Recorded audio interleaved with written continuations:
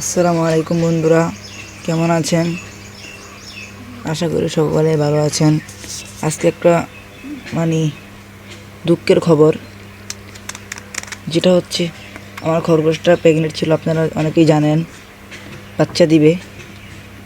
তো আমি বাচ্চা দেওয়ার জন্য একটা কার্টন আনছিলাম, যেটাতে সে বাচ্চা দিবে, কিন্তু সে ওই কার্টনে বাচ্চা দেয় নাই। খাঁচা থেকে বের হয়ে এই মাটিতে গর্ত করে মাটিতে বাচ্চাটা দিয়েছে। ওর জন্য আমি এই কার্টুনটা আনছিলাম। এই দেখেন, ফলের দোকান থেকে 60 টাকা দিয়ে এই কার্টুনটা কিনছিলাম। এখানে আপাতত মেলটা রাখছি, যেহেতু ফিমেলটা বেড়েই গেছে। এই কার্টুনটা আনছি, দেখেন সুন্দর কার্টুন বাচ্চা তোর জন্য।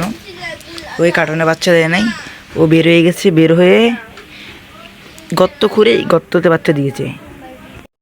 গর্তটা আপনাদেরকে দেখালাম না, কারণ এখন ভিডিওটা লং হয়ে যাবে। আর খরগোশটাকে আমি ধরতে পারতেছি না। ও অনেক করার চেষ্টা করতেছে, অনেক আক্রমণ করার চেষ্টা করতেছে।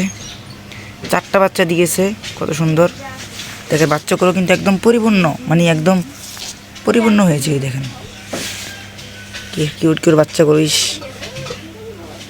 দীর্ঘ অনেক দিন পরে বাচ্চা দিয়েছে, প্রায় 4 মাস পরে।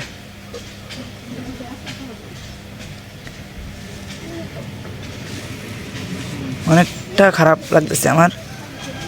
অনেক শখের বাচ্চা, শখের খরগোশ।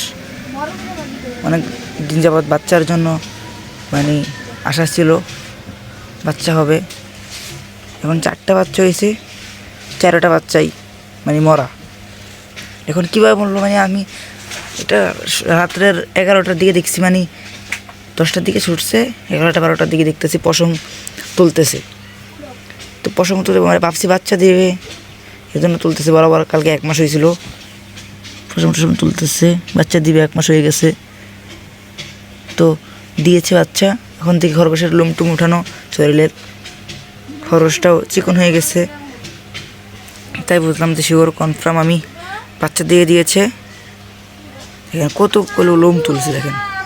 আরও গর্তর ভিতরে আরও লোম ছিল, আমি জুড়িতে নিয়েছি এখন। তো এখন আমি মাত্র জোহরের নামাজ পড়ে আসছি। এখন জোহরের নামাজ পড়ে আইসা এখন আমি দেখতেছি, মাটি খুঁড়ে দেখতেছি এই অবস্থা। এখন কীভাবে মরলো এটা আমি বুঝতে পারতেছি না। কীভাবে যে আমার খরগোশের বাচ্চাগুলো মারা গেল। এই দেখেন কত সুন্দর বাচ্চাগুলো, কীভাবে মারা গেলো বুঝতে পারতেছি না। আপনারা যদি জানেন যে গর্তে বাচ্চা দিলে কী কারণে, এই অল্প সময়ের মধ্যে কী কারণে মারা গেল, নাকি মরাই হয়েছে। বাচ্চাগুলো দেখেন একদম কিন্তু একদম বড় হয়েছে, একদম পরিপূর্ণ, পুরো শরীরটি পরিপূর্ণ হয়েছে এখন বাচ্চা দেওয়ার সময়। কিন্তু মরা বাচ্চাটা কি ওর খরগোশ মরা বাচ্চাই প্রসব করলো, নাকি বাচ্চা দেওয়ার পরে কোনো কারণে মারা গেছে, এটা আমি বুঝতে পারতেছি না। আপনারা যদি কোনো অভিজ্ঞতা কেউ এই ভিডিওটা দেখে থাকেন, যে কী কারণে গর্তের ভিতরে বাচ্চা দিলে খরগোশ মারা যায়, আমাকে কমেন্ট করে ভাই আমাকে একটু সাহায্য করুন, হেল্প করুন কমেন্ট করে। এখন এগুলোকে আমি কি করব, এখন মাটি খুঁড়ে মাটিতে পুঁতে দিব। দেখেন এখানে কষ্ট করতেছি বাচ্চাগুলো রাখার জন্য।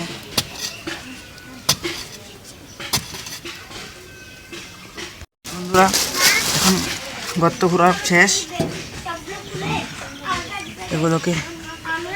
সবগুলোকে মাটি দিয়ে দিচ্ছি। খুব কষ্ট হইতেছে আমার। আপনারা যারা পারেন তারা অবশ্যই জানেন কীরকম কষ্ট হয় শখের জিনিস মারা গেলে।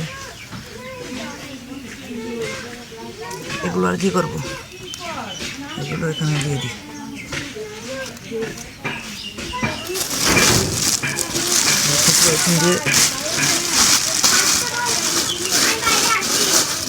দেখি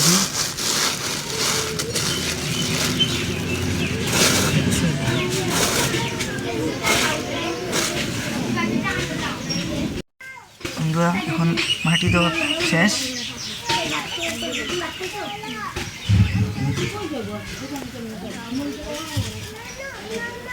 মাটি দিয়ে দিলাম।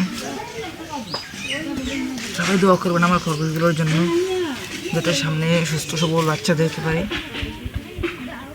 সবাই ভালো থাকবেন, সুস্থ থাকবেন। আল্লাহ হাফেজ, আসসালামু আলাইকুম।